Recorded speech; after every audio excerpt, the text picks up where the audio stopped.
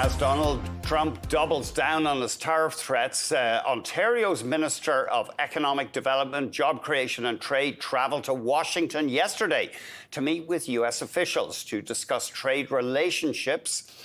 Let's get more on what the minister talked about and his plans, if any, to deal with tariffs if they are put on Canadian exports to the United States. We're joined by Vic Fedeli, Ontario's Minister of Economic Development, Job Creation and Trade. Thanks very much for coming on the show, Minister. You've been busy, obviously. Can you tell us who you met with in Washington? Yeah, we met with various people from all Republicans this trip. That's not always the way it is, but we met with the Republicans, whether it was from the Senate or from the House or from Ways and Means or from Finance. We met with the U.S. Chamber of Commerce. Of course, we met with Canada's ambassador to the U.S. So it was a very jam-packed day. Can you tell us some of the officials you met with, or can you give us any names? Yeah, they're all on my Twitter account, Andrew. Oh, okay. Okay. Anyone we've heard of, though? Any big name? Well, you know, the U.S. Chamber of Commerce was a very important meeting because they are in the same frame of mind as we are. But almost every one of the people we met with, they talked something we've not heard talked a lot about. The digital sales tax, the DST. Yes. 100%, Andrew, 100% of the meetings, they brought up the fact that in Canada, we went ahead and basically snubbed the U.S. request not to do this. Premier Ford wrote to the Prime Minister and said, you know, don't do this, that we need to stand with our allies. We said we're shoulder to shoulder with them. We need to show them that. And so they were miffed that we put the DST in. And, you know, I said to them, you know, there's a very good chance that it's used as a bargaining chip when to negotiate the NAFTA 3.0, as I call it, in 2026. Now they're going to have to use it now. They really, if it was always a chip, then you got to bring that one out and show them good faith and move on the digital sales tax, move away from it. That'd be interesting. I mean, it could give Donald Trump, the incoming president, something to say, well, I got a win there from Canada. And it is a huge irritant for the states, we've heard. So Trump could say, well, I got a win. And so he might ease up on the tariffs, I guess, would be the idea. Well, that's part of the plan. We're going to have to pull out all stops. I think you have to take the president at his word about tariffs. I think that's important. And the feds, you know, there should be nothing that they won't look at. I think everything needs to be on the table with them, and we need them to move. I think action. It's time for action, not only words. I think they really have to move soon.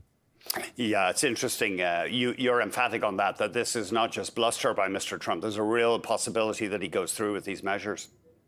Yeah, there really is, whether it's NATO or the DST or the border, all of these issues we're going to need some movement on, and some very positive signals soon. Sorry, is it implausible? It seems unlikely that he would put a huge tariff on autos, given that the Ontario and the U.S. auto manufacturing are so enmeshed.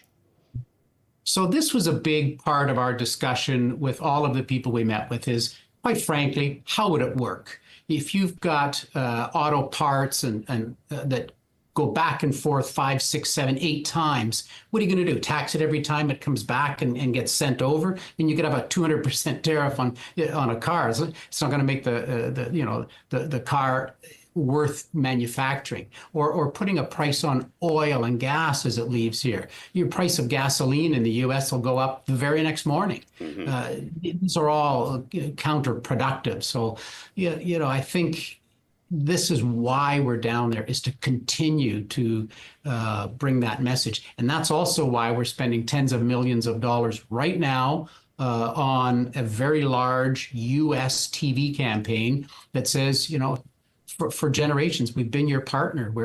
We're your neighbor to the north. When you need things from us, whether it's for the military or peacetime, we're there for you. The image of the Gordie Howe Bridge almost being built is really emotional. And so that commercial runs somewhat to an audience of one in Washington over the December, and it will run in our key trading partners January to March. Andrew, we do $500 billion a year in two-way trade with the U.S. First is Mexico, almost all incoming. Second is China, virtually all incoming. And third largest trading partner to the U.S. is the province of Ontario. And it's evenly split at 50-50, $250 billion each way. So this is part of the message we're giving. Did I hear you say that we're spending tens of millions of dollars on these ads south of the border, Minister? Yes, we are. We've got $500 billion in trade at stake here. So we're going to hit 100 million eyeballs. We're going to run ads during Monday Night Football. This is game time for us. The table stakes here are very, very large. It's our entire economy that we're talking about, Andrew. There's no half measures with this. Minister, before we let you go, we saw a disturbing story a few days ago that Canadian auto production, and of course Ontario is basically where it's at when it comes to making autos, is set to fall to the lowest in decades. It might be something like 1.3 million cars this year. Now, of course, this is a trend that's been going on for decades. It's not just under your government, but you must be worried when you see a number like that. Well, here's the good news story. Don't talk about the low auto production first. No, but here's why.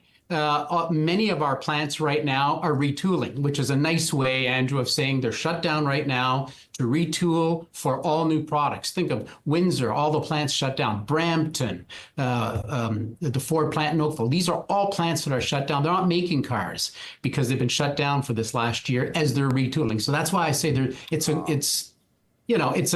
a down for a moment. Same with employment, but it's going to soar as they reopen with the most modern plants in the world. So yes, we take a hit. We take a hit in those numbers. There's no denying that. But Andrew, this is really a good news story because in Australia and Ontario, both were headed south in auto.